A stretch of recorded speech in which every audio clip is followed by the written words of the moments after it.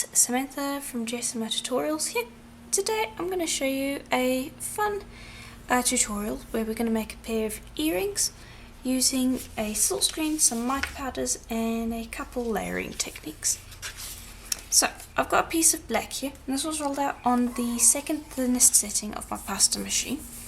And you want this to be quite thin. This is the one that we're going to be putting the silkscreen on, and is going to be layered over another piece, so you don't want it to be too thick. So I'd say roughly about 1 millimeter thick. That's as thick as you should go. If you can make it thinner, then make it thinner, but I don't want it to tear, and I want to be able to handle it with relative ease, so I've made it about 1 millimeter thick. I've just burnished it flat there so that we don't have any bumps or anything like that.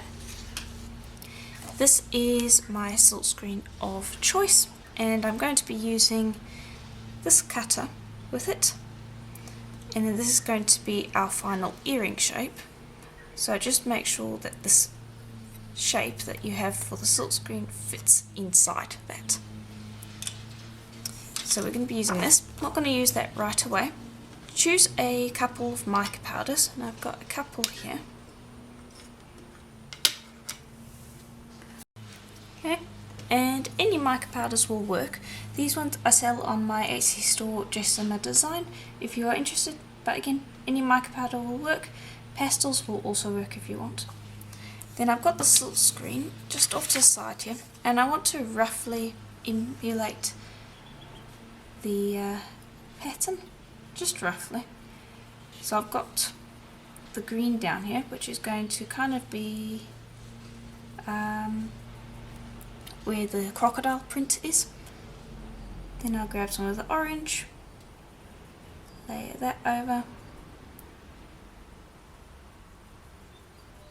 and I'm not going to be brushing it down at all yet. I'm just tapping the powders over the surface. And I'm not worrying about cleaning the brush either, because I would like them to overlap with one another. And yeah, it's very easy, nothing too serious. Again, I'm not sure if I mentioned a second ago, but pastels you can use as well if you have those. You could even use paint if you wanted to, so don't feel like you have to use the powders that I've got here.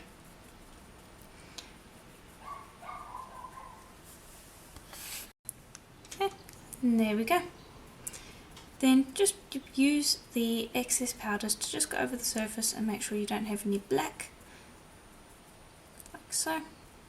And you can move them over to other areas to kind of tint them a different colour, like I've got a little bit more of the green down here. And that should be just fine.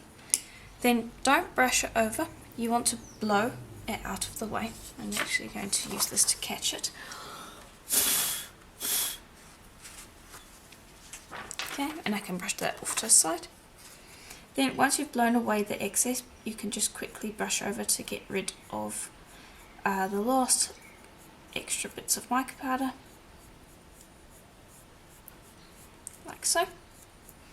Then use a piece of paper and give it a burnish, and this is just going to set the mica powders in there, make sure that they're nice and stuck onto the clay, and just will mean that they're a lot harder to scratch off of the surface or to lift, because we're going to be using a silkscreen now with a sticky back, and I don't want the mica powders to lift.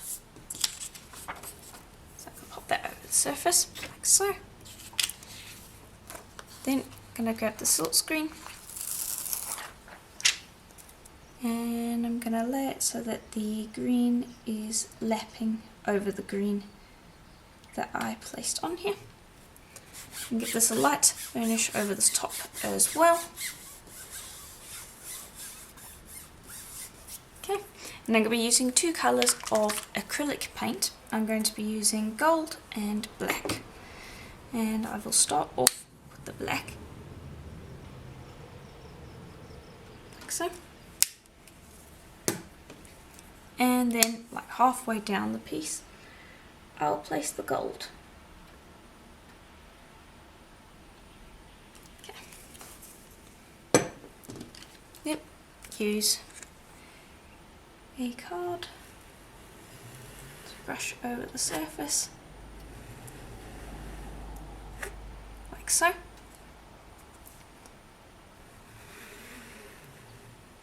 There we go. And that will just mix the two paints together. On areas where I feel the streaks are a little too prominent, I will brush over the top. And just to make sure that it's gone through the screen as well. Like so.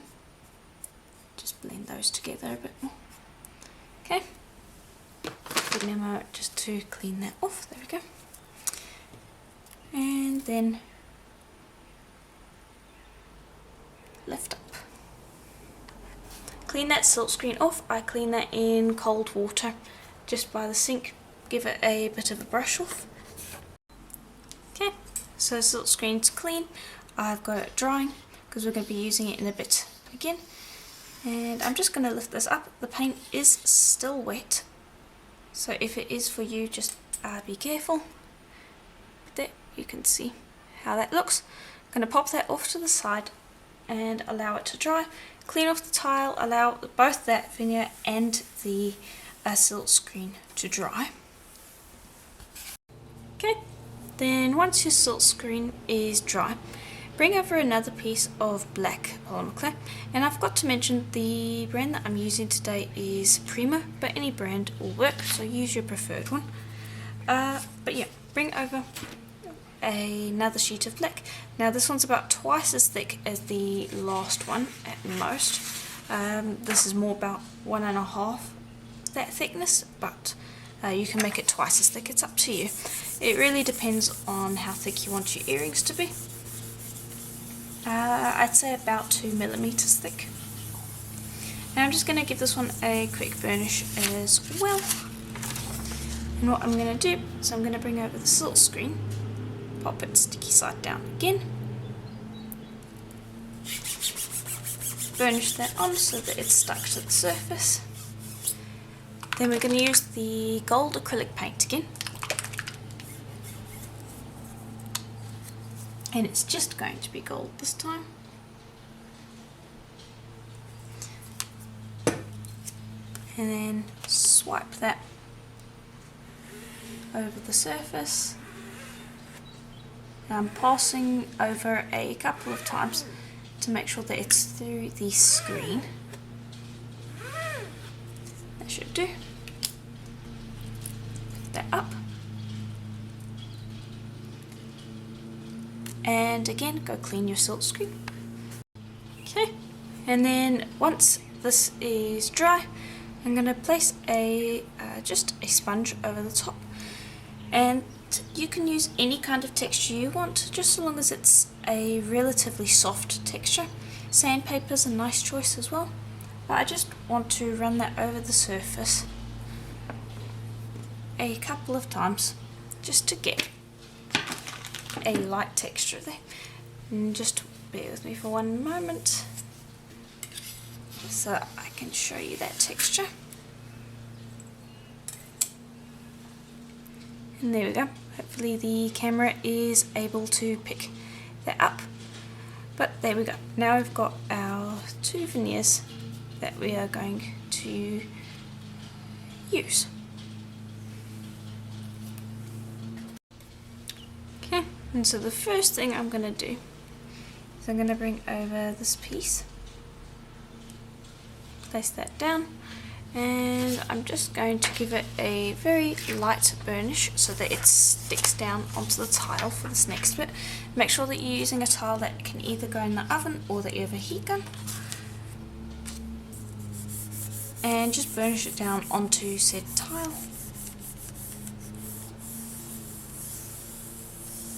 And this will just make cutting it out easier. There we go. Then I'm going to bring over that rectangle cutter that I showed earlier, and I am going to choose a spot that I think looks good.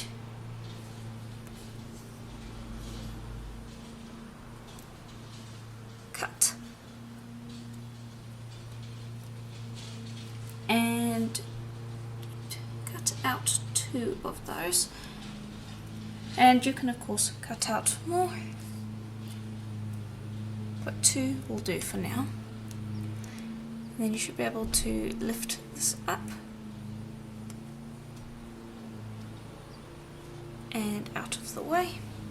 And then this I am going to just pop into the oven for about, I am actually going to bake it for 40 minutes at Primo's recommended temperature, just to make sure that it is completely set. Polymer clay, once it's baked properly, if it is cured completely, at this thickness, it's quite thin, it should be flexible after it comes out of the oven, and even after, because it's kind of got a plastic effect to it. And so I'm going to lay it on top of this and then cut out the piece afterwards. So anyway, the point is, leave this raw off to the side. Don't leave it on a piece of paper because it will leach. And bake these for 40 minutes. When they come out, they should be flexible, and then we can move on to the next step. Also, again, it should fit inside of this piece which we're going to be using. And I might actually get a smaller one of these. Yeah, no, never mind. I will stick with this one. Anyway, bake for 40 minutes. Okay, and here they are out of the oven, and you should see they're flexible. Now, if they need any sanding along the sides, then do so, but these ones came out quite clean, so we can use them straight as they are. I'm going to put those to the side, we'll work with them in a moment, and I'm going to bring over our piece of clay. I have also taken the liberty of silkscreening the back with some white acrylic paint so that we have a double-sided piece. Okay. And I'm going to be working on a piece of paper, so I'll just bring that over, and to get it stuck to the paper, I'm just going to roll over it again, because if we just use a piece of paper to burnish, or we roll it straight with the roller, then we'll lose that texture. And that is just to get it stuck down onto paper, so that when we cut out our piece, it shouldn't stick in the cutter. Now, this doesn't stand out as much as I would like it to, so what I'm going to do is I'm going to use the cutter that we used to cut it out. I'm actually going to grab some white paint, just white acrylic. I'm going to pop a little down. And I'm going to have to be quick with this, but I'm going to dab around the top edge of the cutter with this paint. And let's see if this works. It's just an idea, so we'll test if it works. But I want to kind of create a white border. And if this doesn't work, or you don't want to use the cutter to do this, then you can do it by hand, but this should come out cleaner. Okay, then while that paint is still wet, I'm going to bring this over. I'm going to pop this down.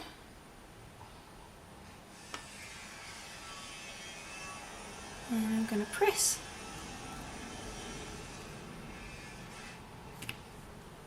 And that should give us a nice interesting ring of white. Give that a moment to dry. Then I'm going to just bring this over, and I'm going to have a look. I'm not going to stick anything down just yet. And I actually quite like that. Okay. If you're happy with that and want to do that, then by all means go ahead. If you want to just stick with the piece as it is, then do that as well. What I've got here is a little bit of Kato clear liquid clay, and this is just going to help our piece stick to the clay. So just grab a little bit of that and brush it over the back, like so.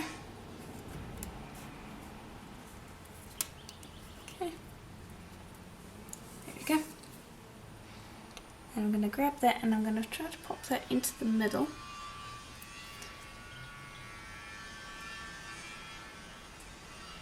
Like so. And that should work. Then once you're happy with where it's sitting, press down to get it to stick to the clay. This clay is also raw, so that's going to help it stick even more. And then you can cut out your piece however you wish. Okay, and I've just positioned that where I want it, and then I will cut straight down, lift up, and it did stick in the cutter, unfortunately. Sometimes it won't. If it doesn't, that's great. If it does, just press on the baked part, which is this little strip here, and it should pop right out. Tap around the edges just to get rid of any fluff. Okay, and there we go. Then I will make another one. Okay, then take those and bake them for another 40 minutes at Primrose recommended temperature, and then when they're done, allow them to cool. Maybe give them a quick sand along the edges. Don't sand the top or the back because we've got a lot of powders and paints and things, and that just won't react well to you sanding it. So just sand the edges if they need it, and then we can varnish. Okay, then once they're out of the oven and have cooled, if you need to clean around the edges, then do so. These came out perfectly fine. So now I'm going to varnish them. And for that, I'm going to be using some polyurethane varathane water-based gloss varnish. And I'm just going to grab a bit of that. And just brush that over the surface. And I'm going to coat the front and the back, but I'll need to do them in two separate coats because front needs to dry before I can do the back. And I think I'm only going to do one coat of varnish. I might do two. I'll let you know once they've finished drying if I do that. But give it an hour between coats. And yeah. Okay, and here they are once they're finished drying. I've left them overnight just to make sure that it is completely dry. I've given the back one coat and the top two coats, and then, as I said, just left them overnight so that they can dry. Just bring it out a bit. There we go.